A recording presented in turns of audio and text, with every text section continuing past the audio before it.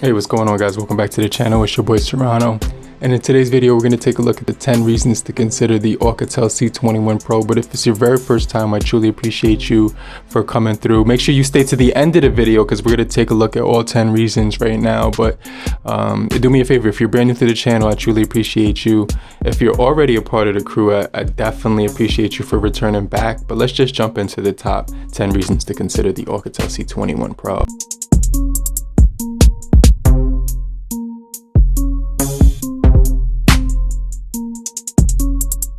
Now, the first reason to actually consider this device is the overall price. You can get this for around $100 right now. So depending on where you look, it's gonna be priced in certain websites for $100. There's also other websites that have it for $120 as well. And I think that's a really good steal, you know what I mean? And it's just gonna be a really nice price point for that money that you're spending. You're pretty much gonna get a lot out of this phone for the price. And a lot of people who buy budget phones hold on to them for about 2 to 3 years, maybe even longer, sometimes 1 year, because they can replace them and get a new device the next year. So it's not really a loss when you're spending this type of money on a budget device. So you definitely can keep this around for quite some time if you do decide that you want to hold on to it. Now, the next thing I do like about this device is the overall design of this guy. We got a side mounted fingerprint on the side, volume rocker right above it. We also do have a SIM slot right here on the other side for expansion up to 256. We also do get your Type-C microphone on the bottom, speaker, and your headphone jack up top. So it's just a really modern design. We also get those cameras on the back, which look really modern, really fashionable, definitely stand out because they're really trendy and stuff like that. So I really like the fact that this has a really nice design, 12 megapixel around back, and it's going to be coupled with a 2 megapixel macro and 2 megapixel actually 0.3 for portraits. And on the front we do get an 8 megapixel, so definitely a pretty decent price point and overall design for the money that you're going to be spending. But it is a plastic material.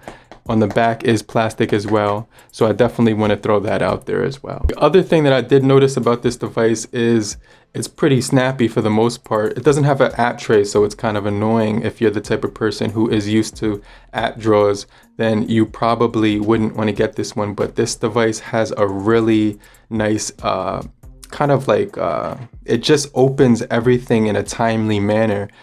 So it's just going to be pretty snappy for the price point. Everything just opens up, like I said, really quickly.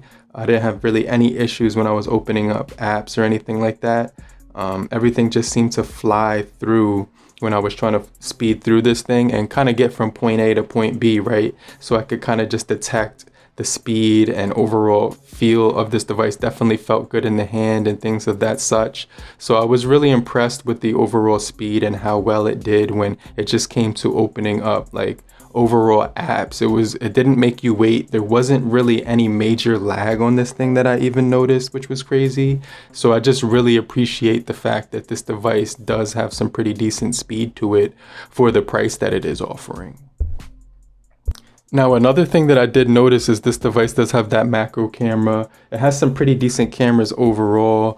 They're not going to be the most standout cameras that you've ever actually seen in the world, but you will be able to take some good photos with decent light. It has autofocus. It has a macro mode as well, so you could kind of tune in on details at like 4 centimeters away. You could kind of tune in on details with some decent light, right? You can definitely get in to some good details on here with the micro. It says micro, not macro, but it's a micro camera. It should be called macro on other phones, but it does get a little blurry if you don't get enough light in. So let me see, you can get some good details depending on where you're at. Direct sunlight is obviously going to be the best lighting for taking macro shots or micro in this scenario. But if you did look, I did take this with the micro camera right there. It's like just a picture of my palm close up, but it's gonna take some pretty decent shots overall. Even at nighttime I was able to get some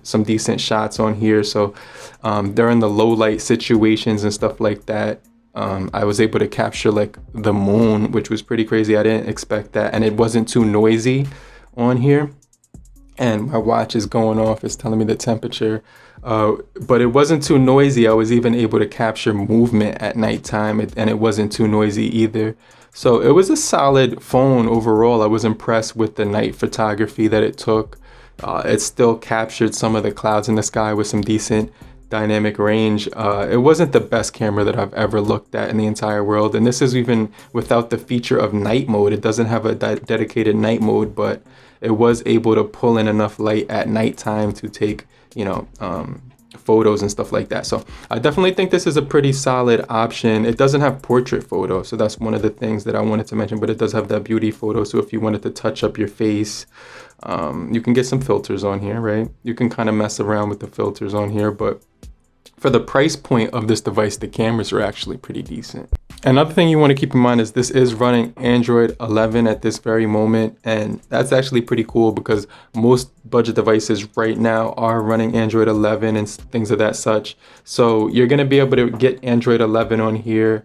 And let me just go into the software updates right here. So Android 11 is on board with this guy, and as you're going to notice that it doesn't have the best security software, like as far as patches and stuff. Like they're not going to update this thing a ton because this device is only meant to like actually be around for like a year until they upgrade to the next one or whatever. So companies, I noticed they're doing that a lot. They're actually releasing phones like every 6 months, which is kind of crazy. But this one is actually pretty cool because it's got that Android 11 software, FM radio as well. So if you wanted to plug in the headphone jack, you could do that, start listening to some music.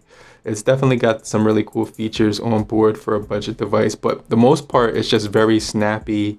Android 11 seems to work very well with minimal, there's no lag on this device, which is really impressive.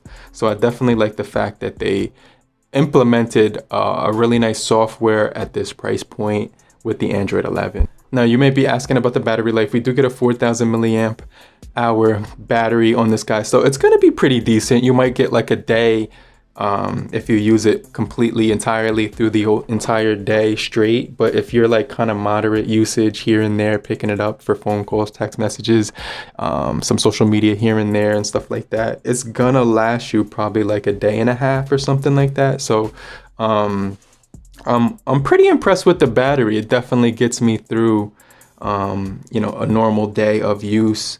No issues whatsoever when it comes to that. So I didn't really have any issues with the battery life on here. It didn't drain quick. It didn't sip the juice quicker than I would have, wanted it to. It sips juice pretty moderately. So it's not going to be a type of phone where it's going to drain heavy or anything of that nature. Speakers on here are pretty decent. They do come out hollow, but you also get some depth inside of the phone. When inside of the speakers, they do sound, it does have like this not immersive, but it's got like, it's definitely, when you hear it, you definitely hear it. It's definitely gonna give you enough sound is what I'm trying to say. Like when you listen to the speakers from it, it's not going to be trash. But a little bit tinny, but it's definitely not going to be complete trash or whatever. Now, the seventh reason I like this device is for the storage, right? If you go into storage, you do get 64 gigabytes of internal storage on here. It's not 128 or anything of that nature, but I've actually downloaded all of my apps on here and I've only used up to 55 of percentage of the battery. So I got PUBG, Call of Duty, Genshin Impact, The Wolf, Car X Highway, and all other apps that I normally would use. Everything is on here except for like my banking apps and stuff like that. But you can fit all your apps on here with no issues whatsoever. So I thought that was pretty cool. But the simple fact that this device does support, a SD card slot right here on the side that most flagships don't even offer nowadays, that's something that I really do like. And you can get up to 256. Sometimes, I'm saying you could even get more depending on what kind of card you got. But I do like the simple fact that they support, expansion of the storage on this guy, and you can actually make it portable so that you can move your apps to the SD card, which is definitely something that I really enjoy when I'm using this guy. And obviously we do get face unlock on here, which is another plus. We also do get the side mounted fingerprint, which actually works pretty decent. It's not going to be the fastest one that I've ever used in the entire world. You can see that's my finger from my pointer, and here's my thumb. I think the thumb is a little bit more responsive because you just tap that, right? You could just tap that, and then right when you tap it, it just immediately unlocks. You don't even have to put too much pressure, just tap it. And then if I put my face on here, I have a hat on, so it might not notice me as quick. Let me take the hat off and see if it notices me. Okay, it didn't notice me. Let me kind of switch the, oh, it did notice me right there. Let me try that one more time. Yeah, it's noticing me. Let me switch my finger. Was it doing the fingerprint? No, it was doing the fingerprint, but facial ID is on here. It just depends on the angle that you're actually trying to unlock it, but you do get face recognition on this thing as well. So number 9 is actually the screen. It's not gonna be the best one that I've ever laid eyes on in the entire world, right? But the viewing angles are pretty much mediocre, but it does have a fully immersive display when it comes to that punch hole. So you're gonna notice that you get a big ratio to look at when you're looking at the display, 6.39 LCD IPS display. So it's not gonna be, dark wallpapers won't save battery life on here, but if you do lower the brightness like halfway, it will get pretty dim, but that actually saves you a lot of battery life when you lower the brightness halfway. You might not be able to see it as good, but if you wanted to extend the battery life substantially, you could just lower the brightness halfway. But you're gonna get pretty much everything that you need on here. You get the super screenshot, you get the screen recording, you get the nearby share as well. You get the nightlight dark mode and stuff like that. And then you can go down here and actually get data saver and a few other features. So it's pretty decent. The screen is like usable outdoors as well. So I had no issues pretty much. They did get dim, 269 for the PPI as well, and 17 by 1560 with the 19 by 5.9 aspect ratio on here. Now the number 9th reason is that this device does come with a sturdy case with some girth on it. It's not a cheap clear case. It actually has it's actually built well. Like, this thing is solid. It feels almost like a premium product here. It hasn't yellowed after 5 months. It does have a tiny bit of yellow starting to accumulate on the corners, but it's still clear after 5 months, which is pretty impressive. So it's a sturdy case. I do like the fact that it's not flimsy. It's definitely pretty sturdy when it comes to this device, because a lot of the times manufacturers will release, phones with cases, and they'll be like the cheapest materials possible. This one, they actually kind of put some effort into the case as well. So that's number 9. But number 10 is the fact that this thing has a headphone jack.